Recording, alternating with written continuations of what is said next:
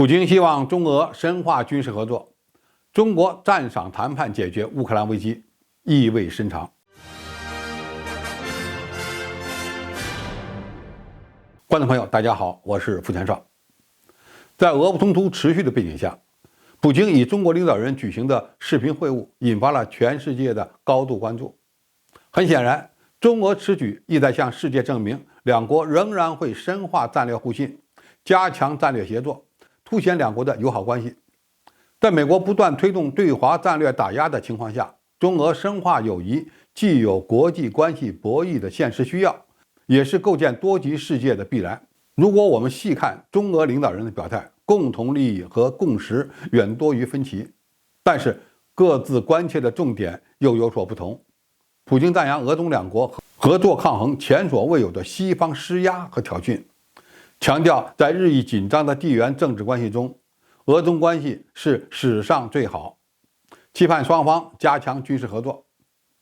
普京在逆境中强调中俄军事合作当然是一种给西方施压的技巧，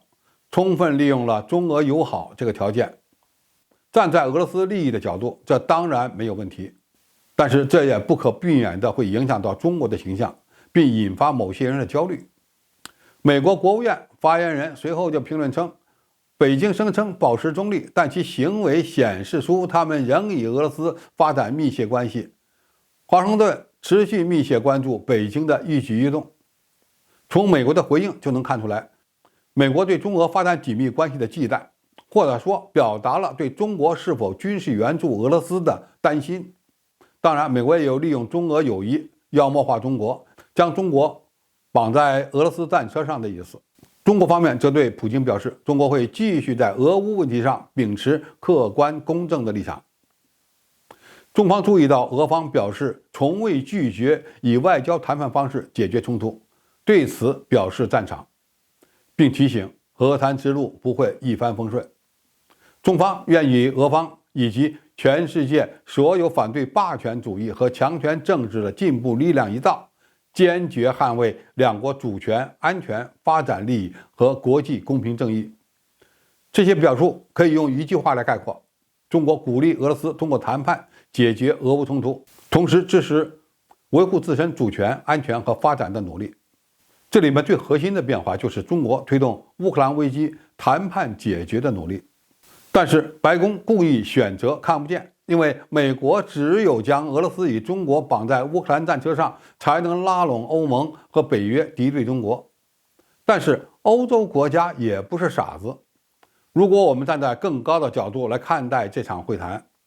普京正试图向世界展示俄罗斯身后有中国的支持，中国则继续在各方之间寻求平衡，表现出一个推动和平的负责任大国的形象。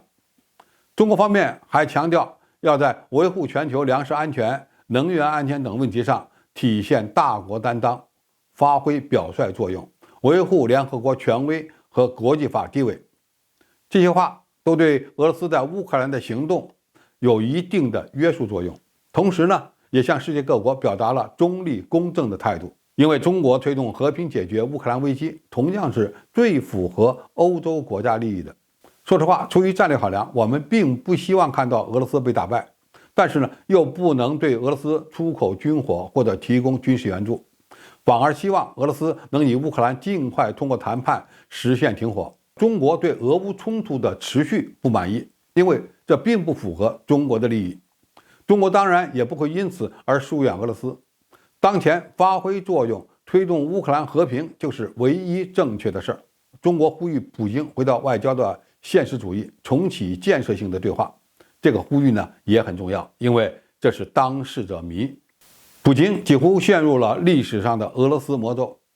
乌克兰危机正在长期化，外交妥协的空间越来越小，这对俄罗斯是非常不利的。毕竟中国不愿意看到一个更加虚弱的俄罗斯。